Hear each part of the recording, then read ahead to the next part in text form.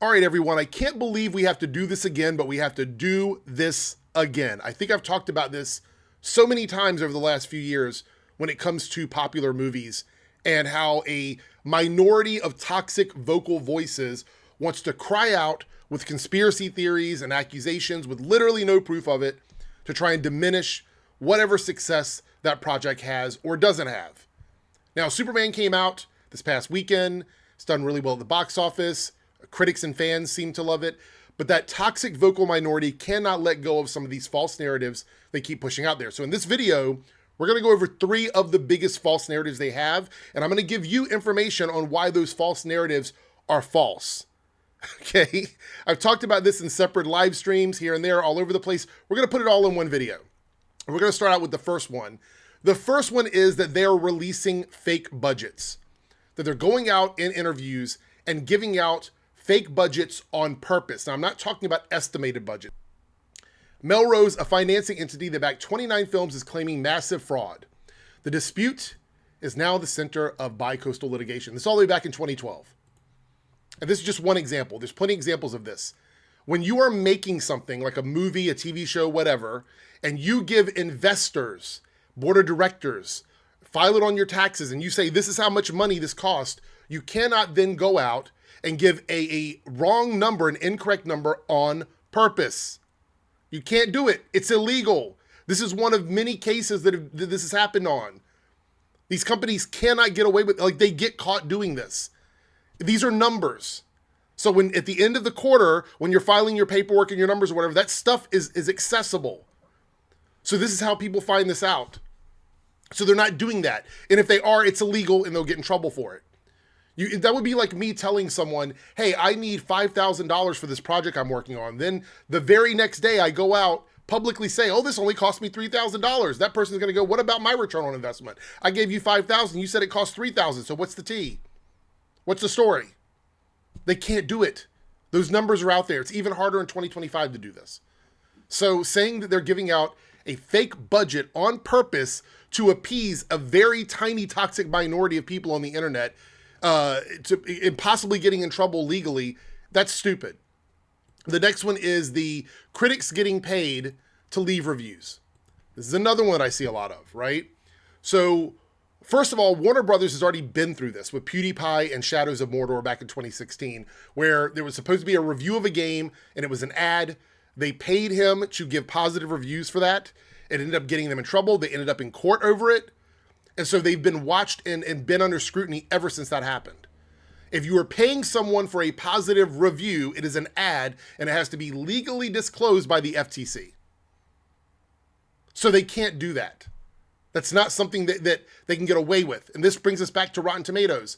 Rotten Tomatoes, back during the Bunker 15 era that happened a few years ago, got in trouble for their reviews being treated that way. So they have changed their criteria. They go through, they remove any review that looks to be fraudulent so that it doesn't stay up there, whether it is positive or negative.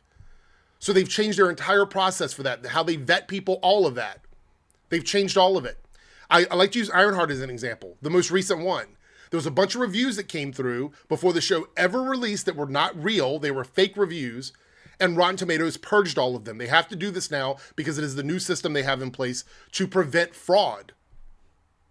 So the Rotten Tomatoes stuff, paying people off to leave positive reviews, doesn't happen at a big enough scale. I'm not saying it doesn't happen at all. Obviously, there's some people that are going to do that, but it doesn't happen from the top end. Like, it's not Warner Brothers or DC or Marvel or Disney. They're not paying people directly to do this because they will get in trouble for it. So if somebody decides to do it upon their own best interest, that is completely different from accusing the studios of paying people off, which is illegal. It also brings into question the people that these guys are pointing out and saying, this reporter did this and this critic did this. You are jeopardizing their job and their career as a movie critic, as a reporter, as somebody connected to these companies that work for these companies like Screen Rant or whatever. You're accusing them of bad practice. So, with no proof whatsoever. And the last one I see is adjusted for inflation. So when they're talking about the box office numbers, they'll always go, well, that movie made X amount this weekend, but if you adjust that for inflation, another movie from 10 years ago did better. Interesting. That must be true then, right? That movie did better adjusted for inflation. Except they don't adjust for inflation on anything else. The production budget, the marketing, any kind of tax rebates, whether or not it was IMAX, whether or not it was 3D, none of that is adjusted for. They always just adjust whatever that box office gross is and leave all the other adjustments out of it. You have to adjust every number associated with the movie if you're going to adjust the profits, the box office sales. You have to adjust them all, not just one, all of them. And then you have to look at the return on investment, which is something we don't have access to all the time. We don't always know who the investors were and how much they were expecting on return, because guess what? We're not part of the company. We don't have access to those meetings. We're not sitting in there when they're doing this. So to act like we know for sure if this was a profitable movie because we can adjust one number for inflation is just fucking stupid. It's just stupid. These are the three biggest things I'm seeing right now online when it comes to talking about the success of Superman, all to try and tear a movie down. This isn't like somebody's going, or the movie's breaking records to the level where it's the best movie of all time. No one is saying that. No one's saying that. There's no, like, you could say it subjectively, but objectively, nobody is saying that. They're not saying that Superman is the best movie of all time. They're saying the movie overperformed a little bit in the domestic box office. It's not doing super hot overseas. There's some markets where it's not doing as good as they expected, but it still had a strong opening weekend. And they're comparing it to previous numbers, and they're not adjusting anything for inflation because you would have to adjust everything for inflation. So it's not a metric that anybody would use in the business. It's just not. This is a talking point for the toxicity here on YouTube and on social media. So whenever you hear someone use those three talking points, just know they don't know what they're talking about, or they're lying to you about it on purpose, trying to make you dislike something over some stupid number, some stupid lie, some stupid narrative. They want you to dislike it. I really wish people would stop looking to these things as some sort of metric of quality based on something that they want to see. If you want to see and support something, go out, see it, and support it. Do not let anyone, including me, dissuade you from going out and supporting something that you want to support.